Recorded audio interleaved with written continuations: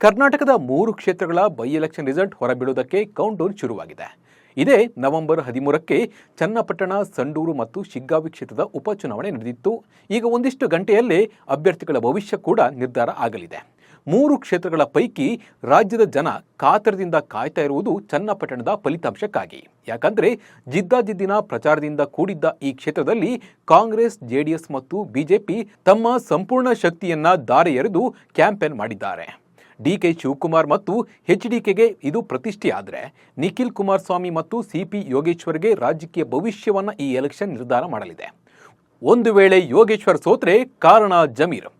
ಹೌದು, ಮತದಾನ ಮುಗಿದ 2 ದಿನದ ನಂತರ ಕಾಂಗ್ರೆಸ್ ಅಭ್ಯರ್ಥಿ ಸಿಪಿ ಯೋಗೇಶ್ವರ್ ಆತ್ಮವಿಶ್ವಾಸವನ್ನ ಕಳೆದುಕೊಂಡಂತೆ ಹೇಳಿಕೆಯನ್ನ ನೀಡಿದರು. ತಮ್ಮ ಪತ್ರಿಕಾಗೋಷ್ಠಿಯಲ್ಲಿ ದೇವೇಗೌಡರು ಕುಮಾರಸ್ವಾಮಿ ಬಗ್ಗೆ ಸೈನಿಕ ಹೆಮ್ಮೆಯ ಮಾತುಗಳನ್ನು ಆಡಿದ್ರು.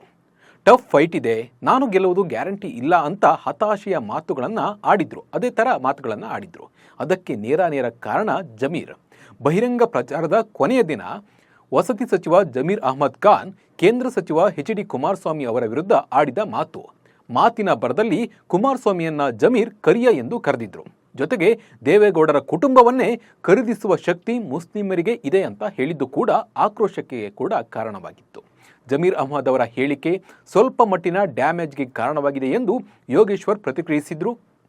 ಇದು ಸಹ ಯೋಗೇಶ್ವರ್ ಸೋಲಿಗೆ ಕಾರಣ ಆಗಬಹುದು ಅನ್ನೋ ಲೆಕ್ಕಾಚಾರ ಕೂಡ ನಡೀತಾ ಇದೆ. ಜಮೀರ್ ಅವರ ಹೇಳಿಕೆಯನ್ನ ಖುದ್ದು ಸಿಎಂ ಸಿದ್ದರಾಮಯ್ಯ ಮತ್ತು ಡಿಸಿಎಂ ಡಿಕೆ ಶಿವಕುಮಾರ್ ಕೂಡ ವಿರೋಧಿಸಿದ್ರು. ಜಮೀರ್ ಹೇಳಿಕೆಯಿಂದಾಗಿ ಜೆಡಿಎಸ್ ಪಾರ್ಟಿಗೆ ಪ್ಲಸ್ ಆಗಿದೆ ಎಂದು ಮಾಗಡಿ ಕಾಂಗ್ರೆಸ್ ಶಾಸಕ ಬಾಲಕೃಷ್ಣ ಕೂಡ ಹೇಳಿದ್ರು. ಚನ್ನಪಟ್ಟಣದಲ್ಲಿ ದೇವೇಗೌಡ, ಯಡಿಯೂರಪ್ಪ ಸೇರಿ ಮೈತ್ರಿ ನಾಯಕರು ಭರ್ಜರಿ ಪ್ರಚಾರವನ್ನ ನಡೆಸಿದ್ರು. ಇದರ ಜೊತೆಗೆ 85% ಮತದಾನವಾಗಿರುವುದು ಜೆಡಿಎಸ್ ಪಕ್ಷಕ್ಕೆ ಲಾಭವಾಗಿದೆ ಎನ್ನುವ ಮಾತುಗಳು ಕೂಡ ಕೇಳಿ ಬರ್ತಾ ಇದೆ. ಸಿದ್ದರಾಮಯ್ಯನವರ ಆಪ್ತ ವಲಯದಲ್ಲಿರುವ ಜಮೀರ್ ಅವರನ್ನ ವಜಾಗೊಳಿಸುವಂತೆ ಅಥವಾ ರಾಜೀನಾಮೆ ಪಡೆಯುವಂತೆ ಸಿಎಂ ಮೇಲೆ ಒತ್ತಡ ಹೆಚ್ಚುತ್ತಿದೆ ಎನ್ನುವ ಸುದ್ದಿಗಳು ಕೂಡ ಹರಿದಾಡ್ತಾ ಇದೆ. ಡಿಸಿಎಂ ಡಿಕೆ ಶಿವಕುಮಾರ್ ಅವರ ಕ್ಯಾಂಪಿನ ಜೊತೆಗೆ ಜಮೀರ್ಗೆ ಉತ್ತಮ ಬಾಂಧವ್ಯವಿಲ್ಲ ಎನ್ನುವುದು ಗೊತ್ತಿರುವ ವಿಚಾರ. ಸಿದ್ದರಾಮಯ್ಯನವರೇ 5 ವರ್ಷ ಮುಖ್ಯಮಂತ್ರಿ ಎಂದು ಜಮೀರ್ ಅಹ್ಮದ್ ಸಾಕಷ್ಟು ಬಾರಿ ಹೇಳಿಕೊಂಡಿದ್ದು ಕೂಡ ಕಾಂಗ್ರೆಸ್ಸಿನ ಒಂದು ವಲಯದ ಕೋಪಕ್ಕೆ ಕಾರಣವಾಗಿತ್ತು. ಹಲವು ಎಚ್ಚರಿಕೆಯ ನಂತರವೂ ಜಮೀರ್ ತಮ್ಮ ಮಾತುಗಳನ್ನು ಮುಂದುವರಿಸಿದ್ರು. ಕೊನೆಗೆ ಕೆಪಿಸಿಸಿ ಅಧ್ಯಕ್ಷ ಡಿಕೆ ಶಿವಕುಮಾರ್ ಕರೆದು ವಾರ್ನಿಂಗ್ ಅನ್ನು ಕೊಟ್ಟಿದ್ರು. ಈ ಎಲ್ಲ ಕಾರಣದಿಂದಾಗಿ ಚನ್ನಪಟ್ಟಣದ ಸೋಲು ಗೆಲುವಿನ ಆಧಾರದ ಮೇಲೆ ಜಮೀರ್ ಅಹ್ಮದ್ ಭವಿಷ್ಯ ನಿಂತಿದೆ. ಒಂದು ವೇಳೆ ನಿಖಿಲ್ ಕುಮಾರಸ್ವಾಮಿ ಗೆದ್ರೆ ಜಮೀರ್ ತಲೆದಂಡಕ್ಕೆ ಒತ್ತಡ ಇನ್ನಷ್ಟು ಹೆಚ್ಚಾಗುವುದಂತೂ ಗ್ಯಾರಂಟಿ.